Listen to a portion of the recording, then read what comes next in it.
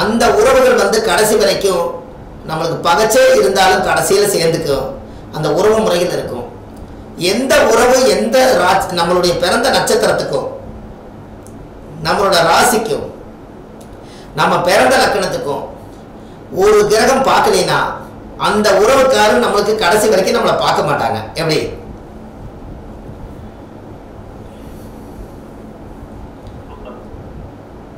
ஐயா புரியலையா? எந்த உறவு நம்மளுடைய பிறந்த நட்சத்திரங்கிறது நம்ம இந்த கருப்பு பையிலேருந்து வெளியில வரும்போது பிறந்த நட்சத்திரத்தன்னைக்கு கிரகங்கள் எந்த கிரகம் நம்மளை பார்க்குதோ அந்த கிரகம் நம்மளுக்கு கடைசி வரைக்கும் உதவி செய்யும். எந்த கிரகம் நம்மளை பார்க்கலையோ அந்த கிரகத்தோட உதவி நம்மளுக்கு கிடைக்காதுன்னா அந்த உறவு நம்மளுக்கு கிடைக்காதுன்னு சொல்லுது. எப்படி?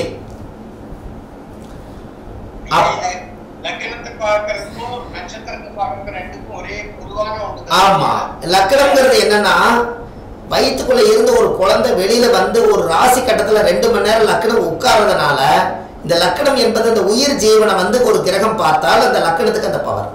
அன்னைக்கு பிறந்த நட்சத்திரத்தன்னைக்கு ஒரு கிரகம் பார்த்தா அந்த நட்சத்திர ராசிக்கு பவர். அதனால ராசியவோ நட்சத்திரத்தவோ லக்கணத்தவோ ஒரு கிரகம் கடைசி காலத்து வரைக்கும் ஜென்ம பார்வை பார்க்கலைன்னா அந்த உறவுகளோட வீட்டில் போய் நம்ம உறவாட முடியாது. அந்த வீட்டுடைய உறவு நம்மளுக்கு கடைசி வரைக்கும் கிடைக்காது. அந்த உறவை விட்டுட்டு நம்ம அடுத்த வேலையை பார்க்கலான்னு அது சொல்லாம சொல்லுது. எப்படி?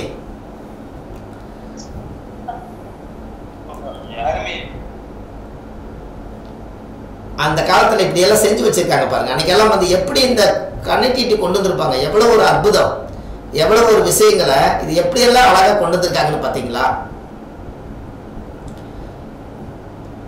அப்போ அந்த முன்னோர்கள் எல்லாம் அந்த காலத்துல ஒரு கல்யாணம் நடந்தா அமை மிதிச்சு அருந்ததி பார்த்து ஒரு மணமேடையில ஒரு யாரோ பெத்த குழந்தை கொண்டு வந்து கண்ணுக்கு தெரியாத ஒரு மாப்பிள்ளைக்கு இவர் தான் நீ மாப்பிள்ளை, இவர் கூட தான் நீ வாழணும்னு சொல்லி அந்த பெரியவங்க எல்லாம் பார்த்து இந்த ஜாயின் பண்ணி சீர் சீமந்தம் எல்லாம் பண்ணி மணவரையில் உட்கார வச்சு அவங்க அந்த மங்களி தேங்காயை உடைச்சு எல்லாரும் போய் அந்த மங்களத்தை தொட்டு கும்பிடுவாங்க. பார்த்துருக்கீங்களா?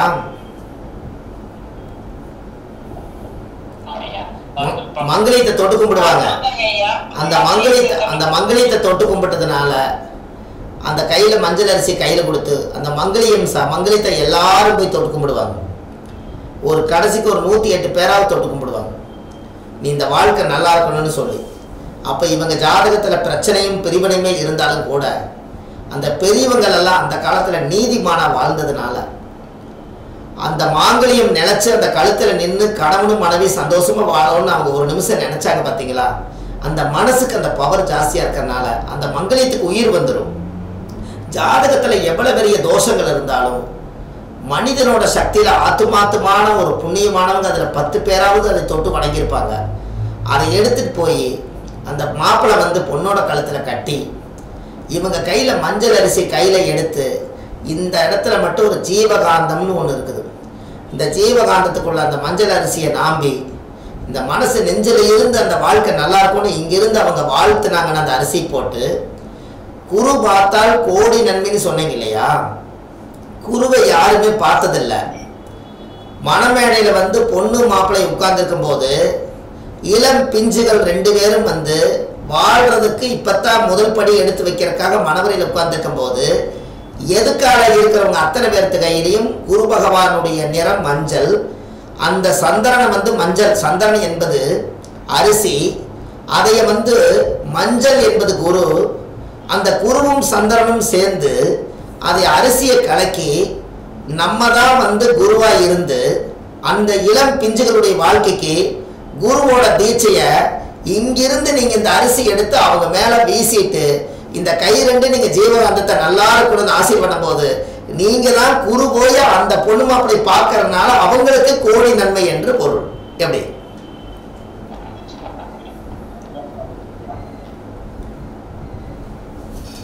ஒண்ணு சத்தமே காணமே.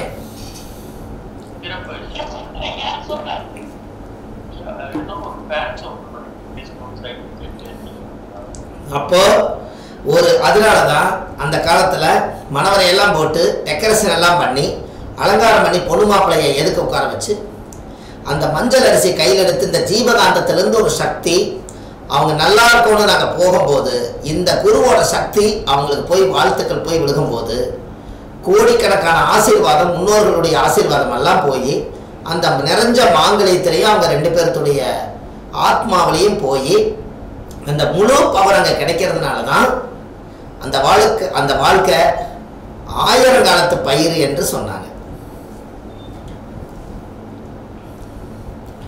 ஒரே ஒரு விதை தான், அது 1000 காலத்துக்கு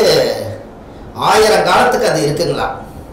இவர் பெற்றதுக்கு அப்புறம் அவர் பிறந்து அவர் வளர்ந்து அவர் இன்னும் 4 பெற்று அவர் 1000 பெற்று 2000 பெற்று 5000 பெற்று இப்படியே வந்து 1000 காலத்து பயிரா ஒரே ஒரு உயிர் வந்து அத்தனை உயிரை உருவாக்கிடுமா. அதுக்கு பேர் தான் 1000 காலத்து பயிர் எப்படி இருந்ததோ அது மாதிரி 1000 காலத்து உயிர் இருந்ததுன்னு அந்த காலத்தில் சொல்லி வச்சாங்க. பயிர் ப்ளஸ் உயிர் எப்படி மறைச்சு வச்சிருக்காங்க முன்னோர்கள். கரெக்டுங்களா? 1000 காலத்து பயிருன்னாங்க. அந்த பயிர் 1000 பயிர் வளர்ந்த மாதிரி 1000 உயிர் வளரட்டுங்கிறதுக்காக உயிர் பிளஸ் பயிர் அதை சொல்லாம சொல்லி வச்சிருக்காங்க. அதுக்குள்ள போய் நம்ம ஆராய்ச்சி பண்ணி எடுத்து அந்த ரகசியம் நம்மளுக்கு கிடைக்குது. எப்படி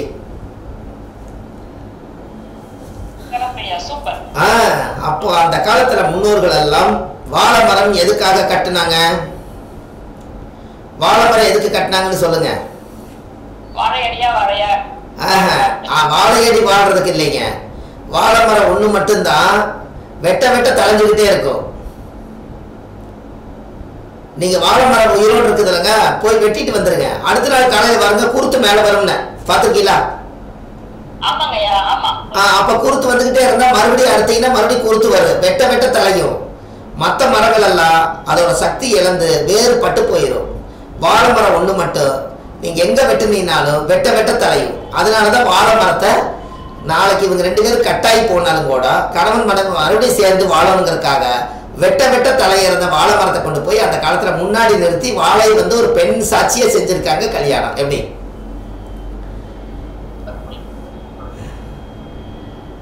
சார் அதுக்கு பேரே வாழவை.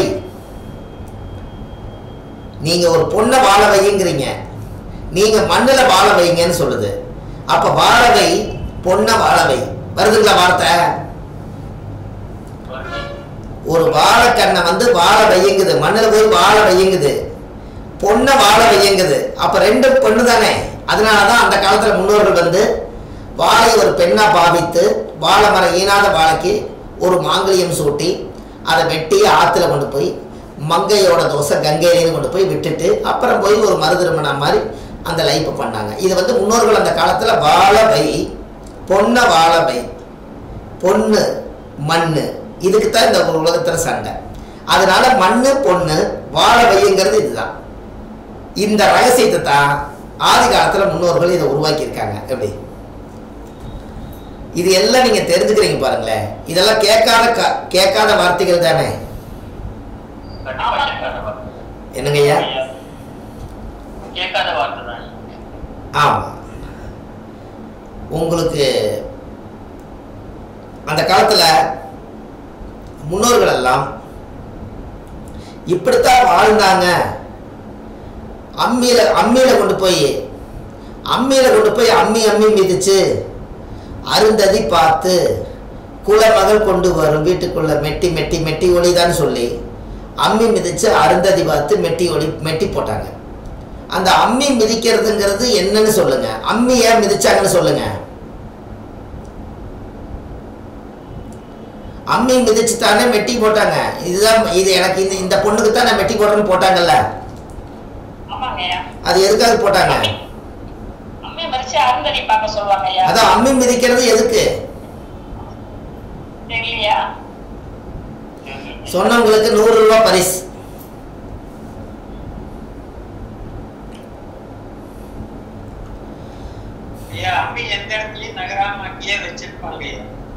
அது ஓகே.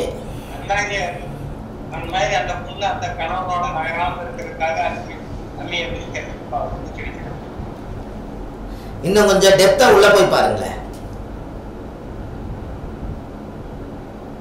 சரி, நானே சொல்லவா?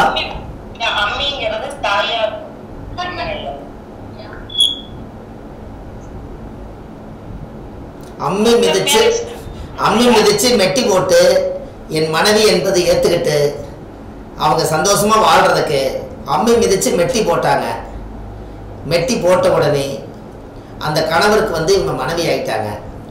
அம்மி மிதிச்சு அருந்ததி பார்த்து பண்ணுனாங்கன்னு சொன்னாங்க. அம்மி மேல கொண்டு போய் காலை வச்சதுக்கு என்ன காரணம் சொல்லவா?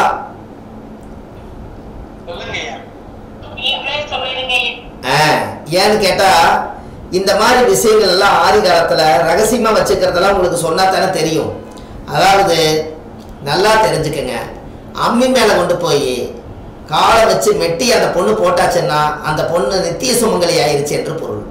நித்திய சுமங்கலி என்னைக்கு சுமங்கலி ஆயிட்டாங்கிறதுக்காக தினமும் சுமங்கலியா இருக்கறனால நித்திய சுமங்கலி என்று பேர். மெட்டி காலை பார்த்தோன்னே இந்த பொண்ணு கல்யாணம் ஆயிடுச்சா இல்லைங்கிறத எதை பார்த்து கண்டுபிடிப்பீங்க?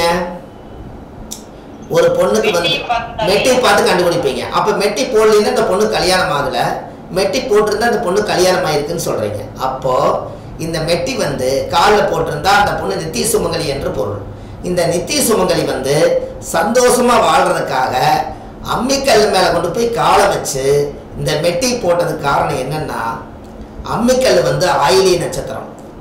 ஆயிலி நட்சத்திரம் வந்து ஆதிகேசவன் 2 பாம்புகளும் பின்னி பிணைஞ்சு சந்தோஷமா வாழ்ந்ததுனால அம்மிக்கல் மேல வச்சு மெட்டி போட்டா ஆணும் பெண்ணும் பின்னி பிணைஞ்சு சந்தோஷமா வாழ்ந்து வம்ச விருத்தி ஆகிறதுக்காக அந்த இடத்துல ஆயிலியம் குரு வந்து உச்சமா இருக்கிறதுனால குழந்தை பெத்துக்கிறதுக்கு அப்படி பின்னி பிணைஞ்சா தான் தாம்பத்தியத்துல சிறப்படைஞ்சு ஒரு குழந்தை பிறக்குங்கிறதுக்காக அந்த காலத்திலேயே அம்மி சாட்சிய கல்யாணம் பண்ணியிருக்காங்க. எப்படி? இவ்வளவு நாள் எங்களுக்கு தெரியலீங்க. எப்படி இருக்குதுங்க வார்த்தை? அந்த காலத்துல முன்னோர்கள் சொன்னது அருமையா இருக்குங்க. ஒவ்வொன்றும் முத்தம் இந்த மாதிரி ஆதிகால பரிகாரத்தை இந்த குழுவிளக்கு சேர்ந்திருக்கிறவங்களுக்கு தான் இந்த ரகசியம் கிடைக்குது. இன்னைக்கு இருக்கிற காலத்துல ஆடியோ கேட்கறதுக்கு கூட இன்னும் கொஞ்சம் நாள்ல டைம் கிடைக்காது. ஆனா நீங்க எல்லாம் இதை ஆத்துமாத்துமா ஒரு 1 மணி நேரம் 1.5 மணி நேரம் இருந்து இவ்வளவு தூரம் நீங்க இதை கேட்கறதுல இப்படி ரகசியங்கள் எல்லாம் கிடைக்குதுங்கும் போது அப்போ அம்மிக்கல்லும் குளவியும் 2ம் சேர்ந்து ஒரு பெண் என்பவள் மாசாணியம்மன் கோவில்ல எப்படி மாசாணியத்தா மலாக்கா படுத்திருக்குதோ அதே போலதான் அம்மி என்பது ஒரு பெண்ணு கீழே அது படுத்திருக்கணுங்கிறதுக்காகத்தான் அம்மிக்கல் கீழே படுக்க வச்சிருக்காங்க. ஒரு பெண் படுத்திருக்குது. குளவி என்பது தான் இந்த ஆண் ஜீவனா இருக்குது. அது மட்டும்தான் இந்த உடம்ப உலாவி வர்றதுனால குளவிய ஆணாவும் அம்மிக்கல்ல பெண்ணாகவும் வச்சிருக்கிறதுனால தான் அம்மிக்கல் சாட்சியா தாலி கட்டி வாழ்க்கை சுகமா நடத்தியிருக்காங்க. எப்படி?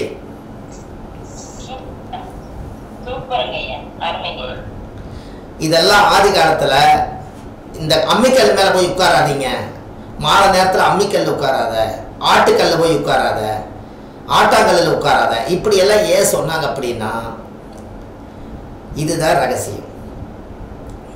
அப்போ அந்த ஜாதகத்துல ஆயிலி நட்சத்திரம் அம்மிக்கல்லா இருக்கிறதுனால யார் வீட்லையெல்லாம் கணவன் மனைவி உறவு சந்தோஷமா இருக்கும்னு நினைக்கிறவங்க அம்மிக்கல்லில் வச்சு செலவாட்டுறது, முளகாட்டுறது, வெள்ளைப்பூண்டு நசுக்கிறது, இது எல்லாமே நீங்க அம்மிக்கல்ல அந்த உலாவி வந்து அரைச்சிட்டே இருந்தீங்கன்னா அந்த வீட்டில் ஆணும் பெண்ணும் சேருவாங்கிறதுக்காகத்தான் அந்த அம்மிக்கல்ல வீட்டுக்குள்ள வாசல்ல போட்டு அதை வந்து ஆதி காலத்துல இயக்குனாங்க. இப்ப தெரிஞ்சிருச்சுங்களா?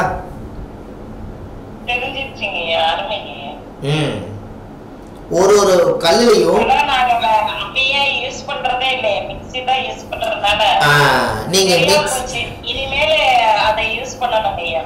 ஆமா, யாருக்கெல்லாம் வந்து மனநிறைவு கொடுக்கணும் சந்தோஷமா வாழணும்னு நினைக்கிறாங்களோ அந்த காலத்துல அம்மிக்கல் ஆட்டுக்கல்ல ஆட்டுனாங்க.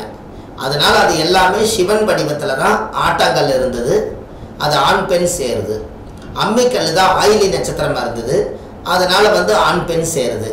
இது எல்லாமே அந்த காலத்துல உரலு உலக்கையும் அந்த காலத்துல முன்னோர்கள் இடிச்சுக்கிட்டே இருந்தாங்க.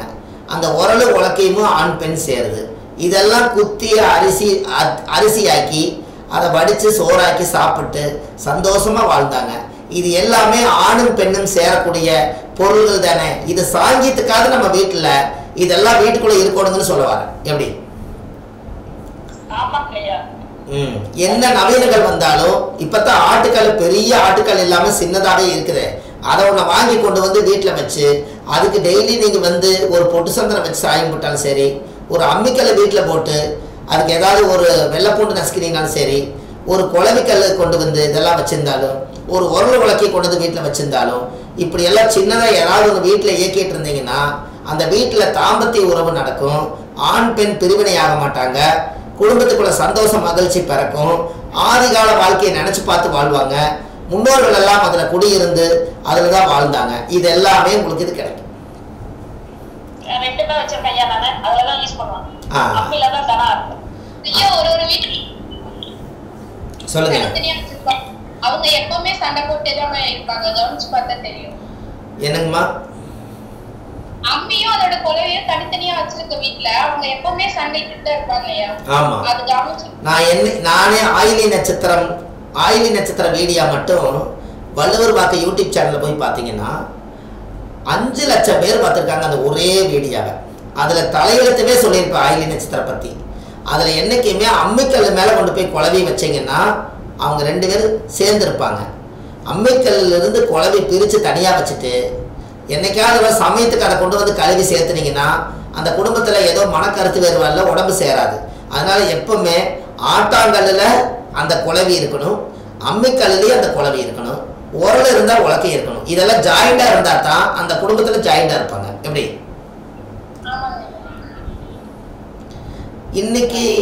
இன்னைக்கு வந்து வேற மாதிரி ஆகிப்போச்சுங்க காலம். அதனால இப்போ என்ன போச்சுன்னா நவீனங்கள் வளர வளர முன்னோர்கள் வாழ்ந்த பொருள்கள் எதுவுமே இல்லை. இப்போ வீட்டுக்குள்ளே பார்த்தீங்கன்னா பூராமே TV, fridge, machine, washing machine எல்லாமே இயந்திரங்களாக போயிடுச்சுங்க. பழைய காலத்து பொருள்களே இல்லையே, ரொம்ப கஷ்டமாக இருக்குது இல்லைங்களா? ஆதிகால வாழ்க்கை எல்லாமே கொஞ்சம் கொஞ்சமாக அழிஞ்சுக்கிட்டு வருது.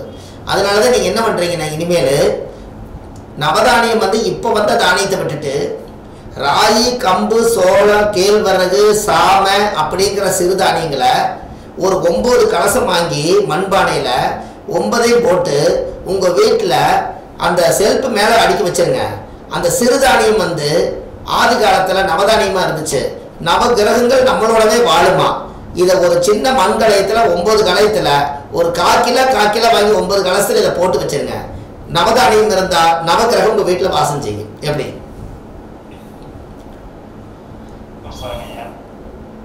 நீங்கள் நாட்டு மருந்து கடை என்னங்கம்மா, நீங்கள் நாட்டு மருந்து கடைக்கு போனீங்கன்னா இந்த 9 சிறுதானியம் கேட்டீங்கன்னா கொடுப்பாங்க. அதை வாங்கி ஒரு தட்டு ஒன்று வாங்கி அந்த தட்டில் இந்த 9 கலசத்தையும் அதுக்குள்ளே வச்சு நீங்கள் எப்பவுமே பூஜை ரூமில் வச்சுருங்க. ஆதி காலத்தில் சிறுதானியத்துக்கு அதிகமான பவர் உண்டு, ஏன்னா சத்துமானமான பொருள். இப்போ தான் அதிலிருந்து பிரிஞ்சு வந்து தான் கொள்ளு, தட்டைப்பயிறு, இந்த மாதிரி மொச்சை, அவரை இதெல்லாம் தான் துவரை இதெல்லாம் தான் செலக்ட் பண்ணிட்டாங்க. அந்த காலத்தில் சிறுதானிய உணவு தான் நவகிரக உணவாக இருந்தது. அதை சாப்பிட்டவங்களும் நல்லா இருந்தாங்க. கரெக்டாக இல்லைங்களா?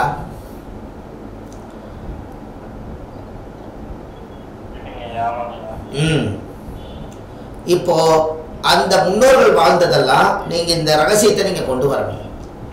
யாராவது ஒரு வீட்டுல அம்மா சொல்லுங்க, அம்மா சொல்லுங்க. சிறுதானிய உணவுகள் தான் சமைக்கிற வீட்டுல பார்த்தீங்களா? அதுதான், அதை சமைங்க. அதை சமைக்க சமைக்க நம்ம உடம்புல வந்து பவர் கூடும், நம்ம நல்லா இருப்போம். சிறுதானிய உணவு சாப்பிட்றது, அம்பளி, கூடு, சாமை, விறகு, கேழ்வரகு, இது எல்லாமே வந்து இன்னைக்கு கொஞ்ச நாளில் எல்லாமே மறுபடியும் மாறப்போகுது. கம்மஞ்சோறு, சோளக்களி எல்லாமே இனி வரப்போகுது. சுகருக்கே என்ன சாப்பிட சொல்கிறாங்க, தானே சாப்பிட சொல்கிறாங்க. ஒரு சின்ன ரிக்வெஸ்ட் ஐயா. அது ராகி, கம்பு இதெல்லாம் என்னென்ன கிரகம்? அது ஒரு நாள் நான் உங்களுக்கு சொல்கிறேங்க ஐயா. நேரத்தை வச்சு சொல்லக்கூடாது. இப்போ சத்துள்ள பொருள் வந்து இப்போ இருக்கிற நவதானியத்தில் எது சத்துள்ள பொருள் சொல்லுங்க பார்க்கலாம்.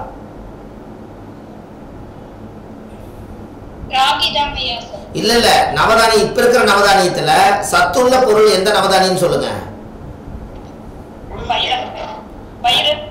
அதான் பயிர் தான். எந்த நவதானியம் என்னங்க?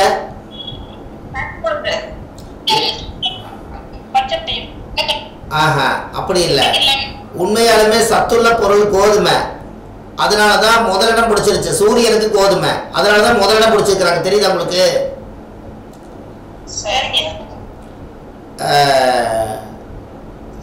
சூரியனார் தேரோட்டினார் இல்லைங்களா? எத்தனை குதிரை போட்டு தேரோட்டினார் சொல்லுங்க?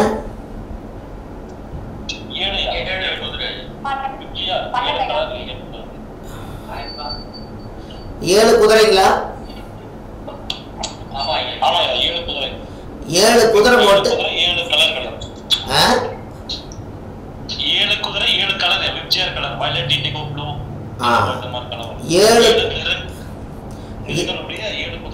7 குதிரை போட்டு 7 குதிரை போட்டு அவர் தேரோட்டினார். இந்த 7 குதிரை போட்டு தேரோட்டும் போது ராஜா வந்து கோதுமை சாப்பிட்டாரு, குதிரை வந்து கொள்ளு சாப்பிட்டுச்சு. புரியுதா உங்களுக்கு? குதிரைக்கு அதனாலதான் கொள்ளு, கரெக்டுங்களா? அப்ப கொள்ளு என்ன கிரகம்னு சொல்லுங்க?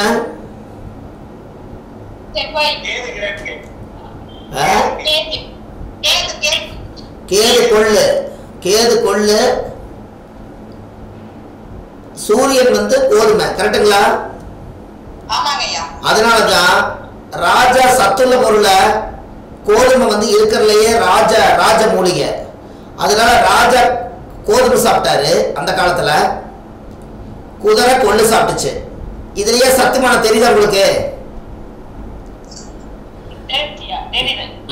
நாட்டை ஆடுறதுக்காக அவர் சத்துள்ள பொருள் கோதுமை சாப்பிட்டாரு.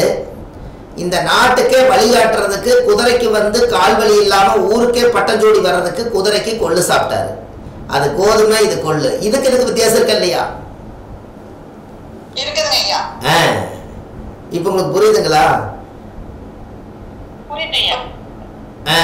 அப்போ ராஜா குதிரை வண்டியில போகும்போது, ராஜா குதிரை வண்டியில 7 குதிரை போட்டு ஓட்டுனால 7 குதிரையும் இருக்கிறதுக்கு காரணமே கேது திசை 7 வருஷம். கேது என்பது சிறுதானியம், கேது என்பது கொள்ளு. அதனால கேது என்பது அசுவனி, அசுவனி என்பது குதிரை. எல்லாம் ஆதி காலத்துல லிங்க் ஆகித்தான் கணக்கு போட்டு வச்சிருக்காங்க. எப்படி?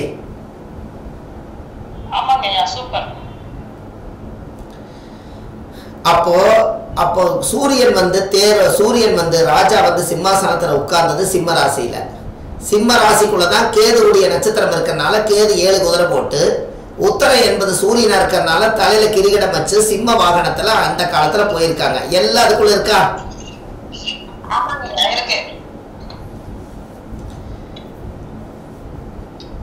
இப்போ உங்களுக்கு புரிஞ்சிருக்கும். அப்போ தோண்டி எடுக்கும் போது அதுக்குள்ள இருக்கக்கூடிய சூட்சமங்கள் எல்லாம் உங்களுக்கு சிறப்பா கிடைக்குதே. உங்களுக்கு ஒண்ணு தெரியுமா? யாராவது கேது திசை நடந்தா நீங்க குதிரைக்கு கொண்டு போய் கொள்ளு வாங்கி கொடுத்தீங்கன்னா, போலீஸ்ல போய் சட்டச்சிக்கல் பிரச்சனையிலிருந்து மாட்டியிருந்தீங்கன்னா, குதிரைக்கு கொண்டு போய் கேது நட்சத்திரம் அசுவனி மக மூல நட்சத்திரம் வரும்போது குதிரை கொண்டு போய் கொள்ளு வாங்கி அந்த வாயுக்குள்ள வந்து அந்த பை கொடுத்துருப்பாங்க. அது பை நிறைய குதிரை கொள்ளு கொட்டி வச்சுட்டு வந்துட்டீங்கன்னா சட்டச்சிக்கல் பிரச்சனை எல்லாம் ரிலீஸ் ஆகி அவர் சுதந்திரமா சட்டச்சிக்கல் இருந்து ரிலீஸ் ஆயிடுவாரு. எத்தனையோ பிரச்சனை சால்வ் பண்ணும். புரியுதுங்களா?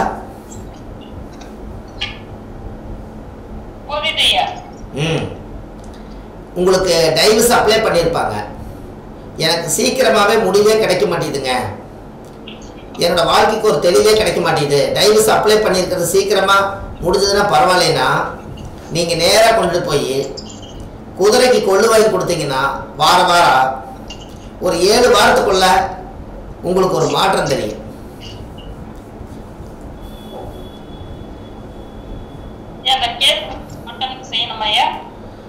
கேதுவுடைய நட்சத்திரத்தனை கொண்டு போய் கொடுக்கணும்.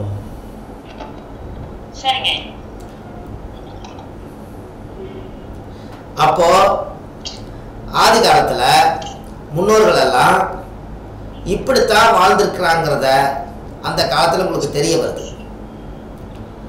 அப்போ முன்னோர்கள் எல்லாம் சரியான ஒரு பிளான் பண்ணி சரியான ஒரு முறையில தான் ஆதி காலத்துல வாழ்ந்து சந்தோஷமா வாழ்ந்துட்டு போயிருக்காங்க. அந்த காலத்துல எல்லாம் இறந்து போனாலும் கூட அவங்கள தேர்கட்டி எடுக்கும்போது அவங்கள கம்பீரமா உட்கார வச்சு அவங்களுக்கு எல்லாம் ஜோடனை எல்லாம் பண்ணி கொண்டு போய் அழகா கொண்டு போய் அவங்கள கொண்டு போய் மயானத்தில் கொண்டு போய் அவங்க புதைச்சாங்கன்னா உட்கார வச்சு தேர் கட்டி உட்கார வச்சு எடுத்துட்டு போனாங்கன்னா குளிமேட்லையும் கூட அந்த காலத்தில் உட்கார வச்சு தான் மண்ணை போட்டு புதைச்சிட்டு வருவாங்களாம். அப்படின்னா என்னங்க, செத்ததுக்கு அப்புறம் கூட நான் கம்பீரமாக தான் இருக்கேங்கிறத அந்த காலத்திலேயே சொல்லாமல் சொல்லி வச்சுக்கிறாங்க. எப்படி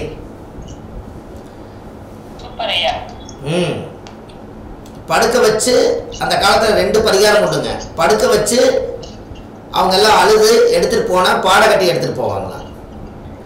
அந்த காலத்தில் இறந்துட்டாருன்னா சேர் போட்டு உட்கார வச்சு கம்பீரமாக இறந்தாருன்னா அப்படியே உட்கார மாதிரியே உட்கார வச்சு தேர்தல் சுமந்துட்டு போய் குளிமேட்லையும் கொண்டு போய் உப்பு மஞ்சள் திருநூறு சத்திரமெல்லாம் போட்டு உட்கார வச்சு குகை மாதிரி பண்ணி குகைக்குள்ள கொண்டு போய் தலையை வச்சு உட்கார வச்சு புதைச்சிட்டு வருவாங்களாம். அப்போ அந்த காலத்தில் செத்தாலும் கூட நான் கம்பீரமாக தான் உட்காந்துருக்கணும்னு சொல்லிட்டு தான் போய் சாவாங்களாம். அப்போ ஆதி காலத்தில் இதெல்லாம் ரகசியமாக தான் வச்சுருக்காங்க.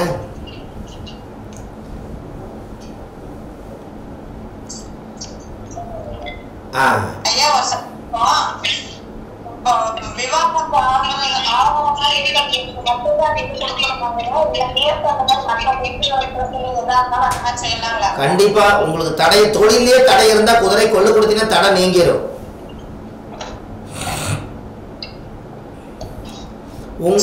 உங்களுக்கு நீங்க ஒண்ணும் வேண்டாங்க.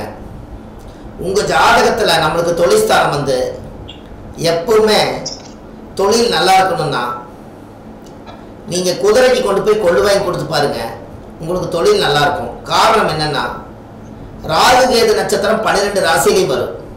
அப்ப தடை பண்ணக்கூடியதே ராகு கேது தான். இதுல ராகாவது பட்டுச்சுன்னா வெட்டு 1 துண்டு 2. கேது அப்படி இல்லைங்க, போட்டு வறுத்து எடுத்துரும். எப்பவுமே இந்த கேதுவுடைய தடையை நீக்கி வச்சுட்டீங்கன்னா நல்லது. இதுக்கு யாராவது கேது திசை நடந்தா மொட்டை அடிக்கணும்னு சொல்லுவாங்க. மொட்டை அடிக்காட்டிங்க கூட பெண்கள் வந்து மொட்டை அடிக்கிறதுனா ரொம்ப கஷ்டம். அப்போ கேது திசை 7 வருஷம் 7 தேங்காயை குடுமி பிச்சு கோவிலில் போய் 7 பேர்த்துக்கு 7 தேங்காய் தானம் பண்ணிட்டு வந்தாலே குடுமி பிச்சுட்டா தேங்காயே மொட்டையாயிரும். உங்கள் மொட்டையாகிறதுக்கு பதிலாக தேங்காயவே வந்து குடுமி பிச்சுட்டு கொடுத்தீங்கன்னா கேது திசையுடைய தடை நீங்கி உங்களுக்கு எல்லா யோகம் நடக்கும்.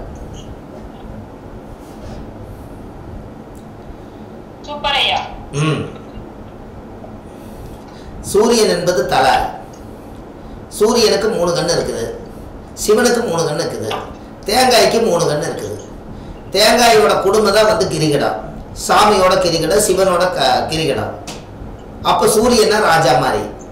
அப்போ அந்த குடுமி பிச்சுட்டா ராஜாவா இருந்தவர் கேதுவா மாறிடுவார்.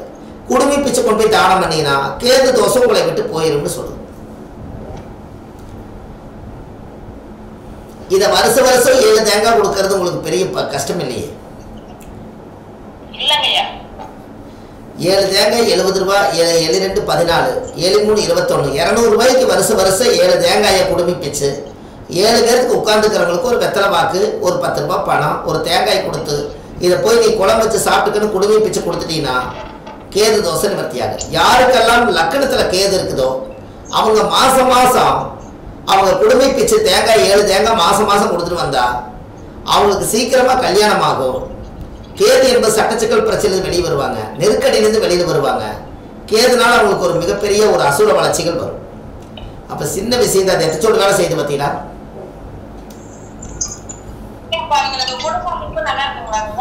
என்னங்கம்மா?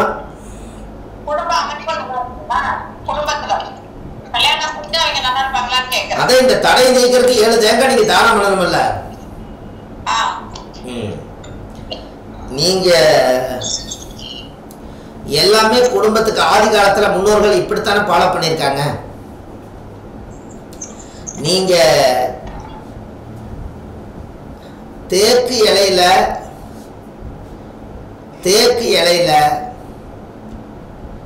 உங்க பீர்வாவுக்குள்ள கொண்டு போய் தேக்கு இலை ஏதாவது இருந்துச்சுன்னா தேக்கு இலை வந்து 3 இலை எடுத்துட்டு போய் காசு வைக்கிற இடத்துல பீர்வாவில் தேக்கு இலையை கட் பண்ணி அந்த பீர்வாவில் நீங்க காசு வைக்கிற இடத்துல தேக்கு இலையை வச்சு அதுக்கு மேல நீங்க சம்பாதிக்கிற காசு கொண்டு போய் தேக்கு இலை மேல கொண்டு போய் வச்சீங்கன்னா உங்க காசு தேக்கி வச்சு ஒரு காரியம் நல்ல விதமா நடக்கும். உங்களுக்கு இதர செலவுகள் வராது. தேக்கு இலையில வச்சா தேக்கி வச்சிருப்பீங்க. எப்படி? அது வைரம் பாஞ்ச மரம் இல்லையா தேக்கு? தேக்குக்கு என்னைக்கு ஒரு மரியாதை இருக்குது இல்லைங்களா? தேக்குக்கு வந்து விலைமதிப்பு இல்லாதது தானுங்க.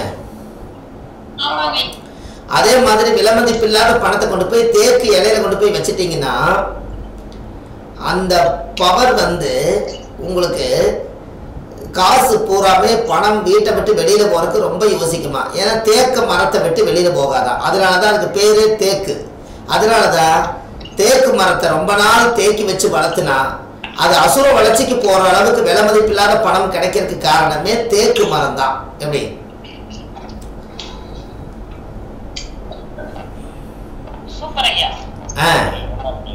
இதெல்லாம் உங்களை அறியாமையே இதெல்லாம் வந்து ஆதி காலத்துல முன்னோர்கள் தேக்கலையில தான் சாப்பிடுவாங்களா. தேக்கலையில சாப்பிட்டாங்கன்னா சாப்பிட்ட பொருள் வந்து கொஞ்ச நாளைக்கு ஜீரணம் ஆகாம வேலை செஞ்சு நல்ல உடம்பு அழுத்தமா இருக்கிறதுக்காக சாப்பிட்ட சாப்பாடு சீக்கிரம் ஜீரணம் ஆயிட்டா பசிக்கும்னு சொல்லி வாழை இலை இல்லாத காலத்துல தேக்கு இலையில சாப்பிட்டு தான் இந்த உடம்ப தேக்கி வச்சிருந்திருக்காங்க. எப்படி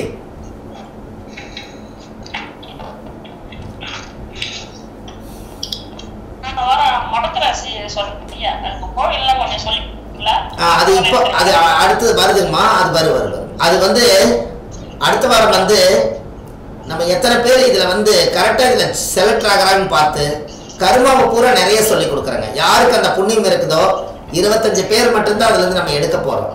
அது ஒரு வாரம் கூட தவறக்கூடாதுங்க. அவங்களுக்கு வந்து நல்லபடியா அந்த முடக்க பத்தி ரொம்ப கர்மாவை பத்தி எல்லாம் நம்ம சொல்லலான் இருக்கோம். ஏன்னா ஐயா சொல்லுங்க. தெரியலீங்க, சொல்லுங்கம்மா.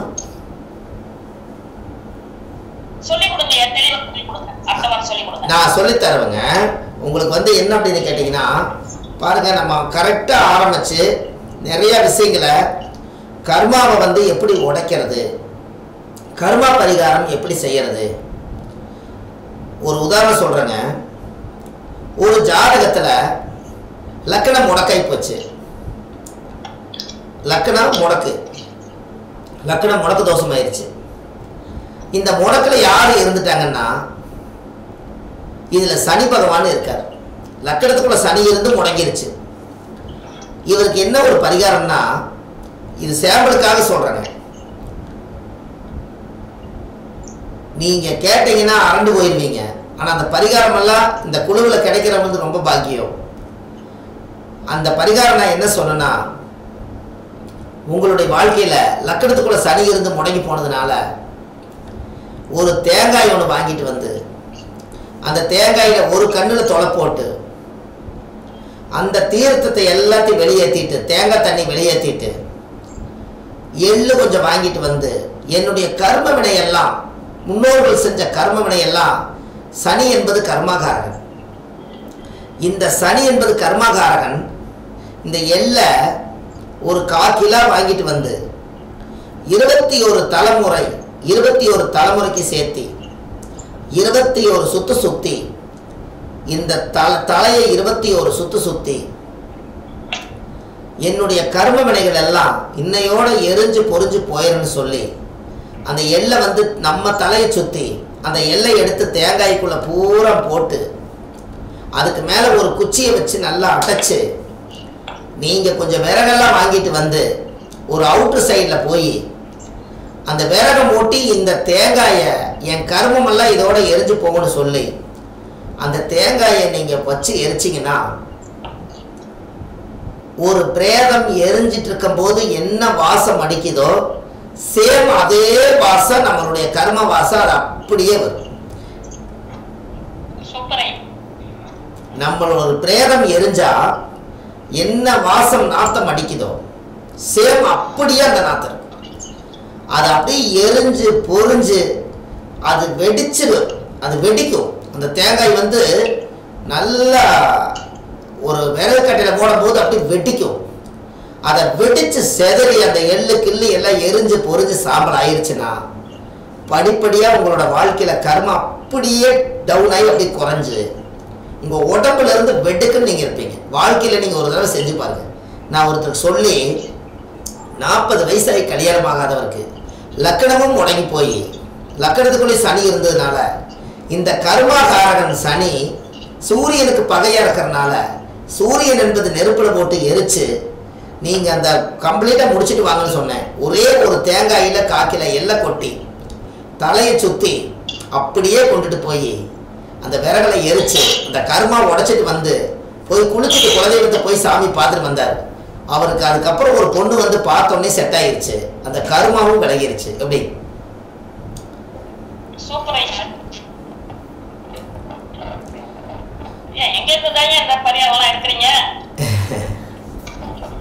எப்படி யோசிச்சிருப்பேன்னு பாருங்க. அதைய ஏன் சனி இருந்த எள்ளு ஏன் கொடுத்த எள்ளு எள்ளு ஏன் இருந்துச்சு? எள்ளு வந்து சனி பகவான். இவங்க லக்கணத்து மேல கர்மா உட்கார்ந்து இருக்குது. இந்த சனியை வந்து கர்மாவை வெளியேற்றி ஆகணும். அப்ப இதுக்கு காரணமே என்ன அப்படின்னா, இந்த சூரியன் நெருப்புல கொண்டு போய் நான் ஏன் போட சொன்னா, சூரியன் என்பது அப்பா, அப்பாவோட உயிர் கருவில இருந்து உருவானதான் லக்கணம். அது மேல போய் அப்பாவோட கர்மாகாரகன் சனி போய் இந்த ஜாதகத்தை அனுபவிக்க முடியாம இருக்கிறதுனாலதான் சூரியன் என்பது நெருப்பாகும், சனி என்பது எள்ளு கர்மாவும். இதை கொண்டு போய் மேட்ச் பண்ணி அக்னி சாட்சியை நீங்க போய் எரிச்சு இந்த கர்மாவை தொலைச்சிட்டு வாங்கன்னு சொன்னேன். நம்பிக்கையோட செஞ்சாரு, அவர் கல்யாணம் உறுதி ஆயிடுச்சு. எப்படி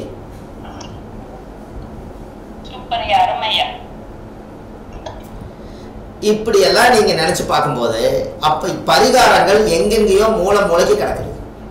அப்ப யாருக்கெல்லாம் லக்கணத்துக்குள்ள சனி, லக்கணத்துக்குள்ள சந்திரன் சனி இருக்குதோ, சந்திரன் என்பது வெள்ளை, தேங்காய்க்குள்ள வெள்ளை தான் இருக்குது.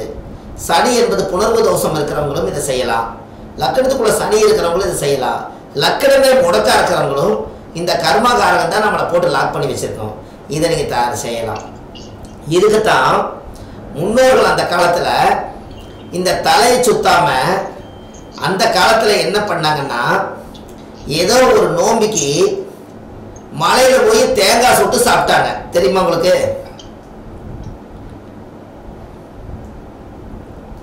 தேங்காய்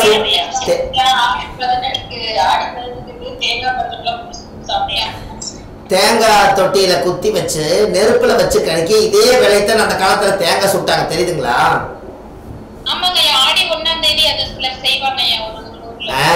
அப்ப நம்மளோட கர்மாவை எல்லாம் இதை துவைக்கிறக்காகத்தான் அந்த காலத்துல தேங்காய் சுட்டு அக்கினியில கொண்டு போய் எரிச்சாங்க. நான் இப்ப அதுக்குள்ளேயே எள்ளு கொண்டு போய் அதுல போடுங்கன்னு சொன்னது காரணமே, சூரியன் சனி சேர்க்கை இருக்கிறவங்க, லக்கணத்துக்குள்ள சந்திரன் இருக்கிறவங்க, லக்கணம் முடக்கா இருக்கிறவங்க, லக்கணத்துக்குள்ளேயே சனி இருக்கிறவங்க இந்த தேங்காய்க்குள்ள எல்லாம் போட்டு நம்ம தலையை சுற்றி கொண்டு போய் கர்மாவை எரிச்சிங்கன்னா உடம்புல இருந்து ஒரு பெரிய ஒரு ஆத்மா, கெட்ட தீய ஆத்மாவே எரிஞ்ச மாதிரி தான். நல்லா இருக்கும். இது செஞ்சு பாருங்க, உங்களுக்கு நல்லா இருக்கும். என்னங்க புரியலைங்க ஐயா? அதெல்லாம் ஒண்ணு இல்ல, நீங்க ஒரு நாள் முடிவு பண்ணி செய்யுங்க. நட்சத்திரம் எல்லாம் இதுக்கு வேண்டியதே இல்லை. அதாவது நீங்க நல்லா தெரிஞ்சுக்குங்க, இந்த சூரியன் என்பது நெருப்பு.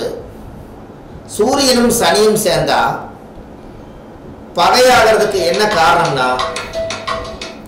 சூரியனும் சனியும் ஒரு நிமிஷங்க ஐயா, வாங்க ஐயா வாங்க.